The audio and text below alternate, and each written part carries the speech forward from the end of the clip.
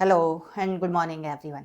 आज के इस लेक्चर में हम क्लासिकल मैकेनिक्स को ही कंटिन्यू रखेंगे और आज का हमारा जो टॉपिक है वो इनफाइनाइटमल कॉन्टैक्ट ट्रांसफॉर्मेशन के ऊपर रहने वाला है। और ये जो टॉपिक है वो बेसिक नॉलेज के साथ साथ एग्जाम पॉइंट ऑफ व्यू से भी बहुत ज़्यादा इंपॉर्टेंट है और ये काफ़ी टाइम एग्जाम में पूछ लिया जाता है। ठीक है, तो सबसे पहले हम इसको फिजिकली समझेंगे, उसके बाद इसको एग्जाम में किस टाइप से लिखना है उसके ऊपर बात करेंगे। ठीक है, तो आईसीटी क्या होता है इसके ऊपर बात करते हैं। हमने मान लिया कि अपने पास कोई एक फिजिकल सिस्टम है और उस फिजिकल सिस्टम में कुछ चेंज हुआ, और जो चेंज हुआ है अगर वो इनफाइनाइटमल है या फिर जो चेंज हुआ है वो टेंड्स टू जीरो है, तो उसको हम क्या बोलेंगे, इनफाइनाइटमल कॉन्टैक्ट ट्रांसफॉर्मेशन बोलेंगे। और यहीं से हम कैनोनिकल ट्रांसफॉर्मेशन का जो फिजिकली मीनिंग है उसको भी देखने की ट्राई करेंगे। ठीक है, आईसीटी को अब हम थोड़ा सा डीपली जानने की कोशिश करते हैं।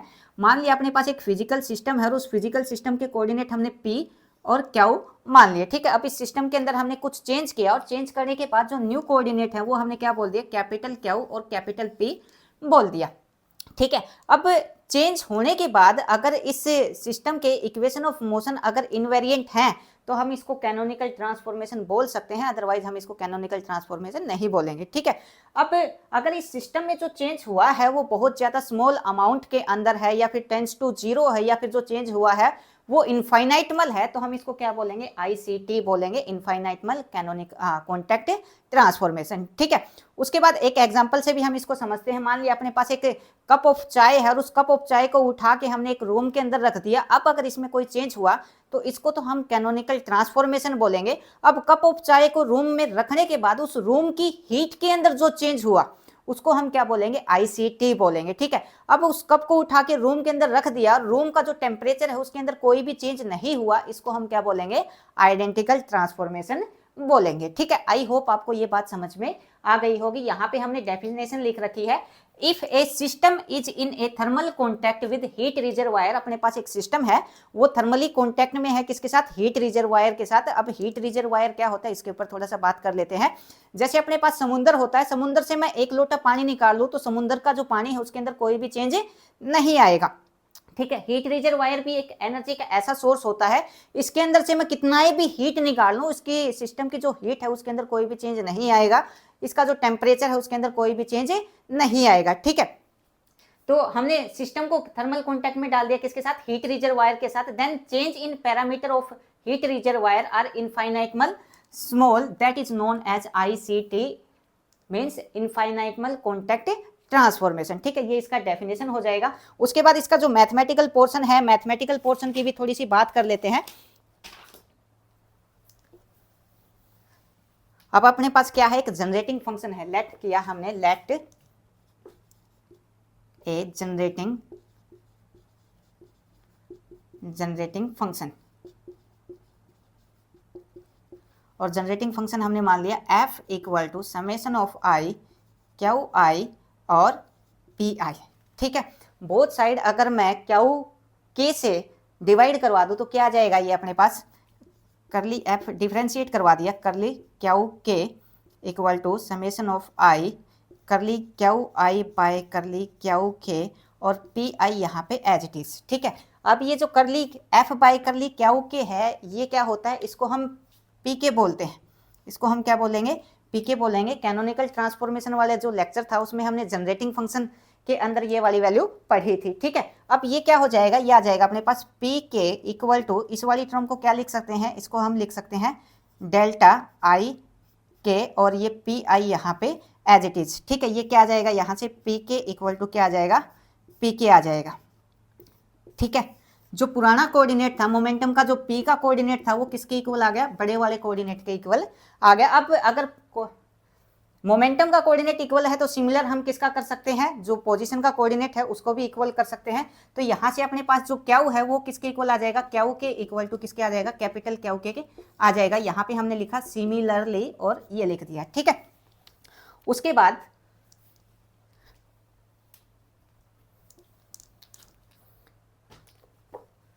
so through generating function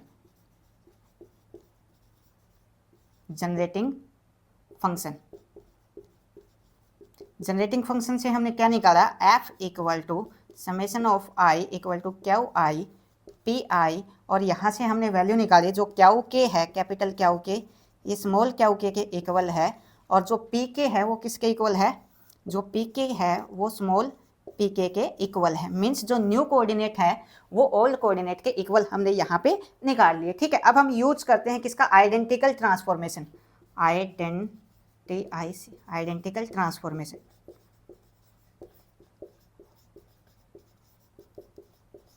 transformation for ICT। अब हमने जो जनरेटिंग फंक्शन है वो क्या ले लिया यहाँ पे, summation of i equal to Q I P I plus epsilon G और क्यू आई और पी आई। ठीक है, अब हमने मान लिया जो अपने पास एप्सिलॉन है ये टेंस टू कितना है, 0 है, वेयर एप्सिलॉन टेंस टू कितना, 0। तो हमने इसको क्या लिखा, f इक्वल टू ये आ गया Q P plus epsilon G और ये क्यू और ये पी। ठीक है, उसके बाद नेक्स्ट स्टेप में हम क्या करते हैं, अपने को वैल्यू निकालनी है किसकी, इसकी। तो अपने पास जो p है वो किसके इक्वल होता है, p होता है अपने पास करली f बाय करली क्यू।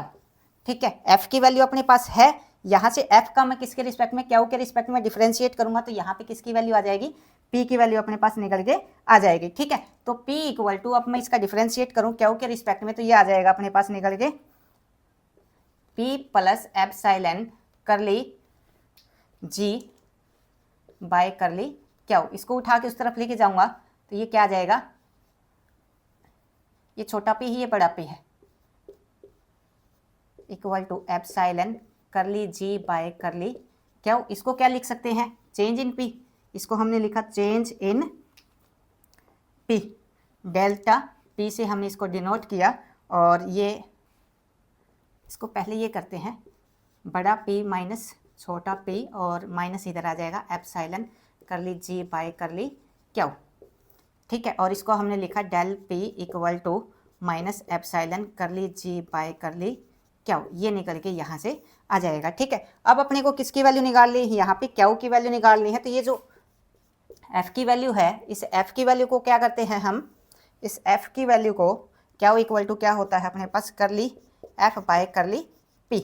अब इस f की वैल्यू को p के रिस्पेक्ट में डिफरेंशिएट करवाते हैं, p के रिस्पेक्ट में डिफरेंशिएट करवाएंगे तो अपने को मिल जाएगा q equal to q plus epsilon curly g by curly p मिल जाएगा। इसको उठा के उधर लेके जाऊंगा तो क्यू माइनस छोटा q equal to epsilon curly g by curly p।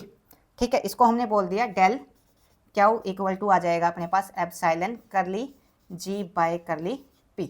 ये अपने पास एक दूसरी इक्वेशन निकल के आ जाएगी। ठीक है, एक तो ये निकल के आई है, इसको बोला इक्वेशन नंबर 2 और इसको हमने बोला इक्वेशन नंबर 3। ठीक है, ये अपने पास क्या है, ICT और ये भी क्या है, ICT। अब इसमें एक एग्जाम्पल दे रखा है, एग्जाम्पल में क्या है, मैं इधर वाला साफ कर देता हूं।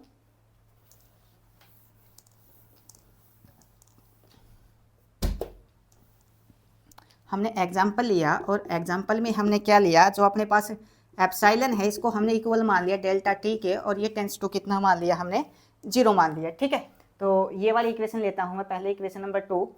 तो ये क्या आ जाएगा अपने पास, ये आ जाएगा delta p equal to minus delta t। Epsilon की जगह हमने क्या रखा, डेल्टा t रख दिया। ठीक है, और g की जगह हमने क्या रख दिया, h रख दिया करली p। ठीक है, डेल्टा t को उधर लेके जाऊंगा, delta p by delta t equal to minus curly h by curly q. यहाँ पे क्या है, क्यू है, तो ये क्यू आएगा। ठीक है, अब अगर हमने यहाँ पे मान लिया जो डेल्टा t है वो टेंस टू कितना है, 0 है, तो हम इसको क्या लिख सकते हैं, इसको हम लिख सकते हैं dt by dt equal to हमने लिखा minus curly h by curly q, और dp बाय dt को क्या लिख सकते हैं, p dot equal to minus curly h by curly q. यहाँ से ये क्या निकल के आ गया अपने पास, हैमिल्टन इक्वेशन ऑफ मोशन निकल के आ गई। ठीक है, उसके बाद इसका एक इस वाले के लिए और निकाल लेते हैं।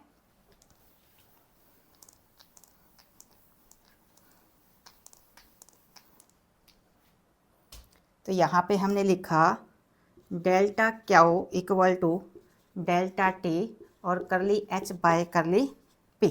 ठीक है, इसको उठा के उधर लेके जाऊंगा तो कितना आ जाएगा, delta q by delta t equal to curly h by curly p आ जाएगा। इसको हम क्या लिख सकते हैं, अब यहाँ पे जो टाइम है वो टेंस टू कितना है, 0 है, तो इसको लिख सकते हैं d q by d t equal to curly h by curly p, और इसको लिख दिया हमने क्यू डॉट इक्वल टू आ जाएगा curly h by curly P. ठीक है, ये अपने पास क्या आ गई, हैमिल्टन इक्वेशन ऑफ मोशन। ठीक है, इतना सा इसके अंदर अपने को करना है। ठीक है।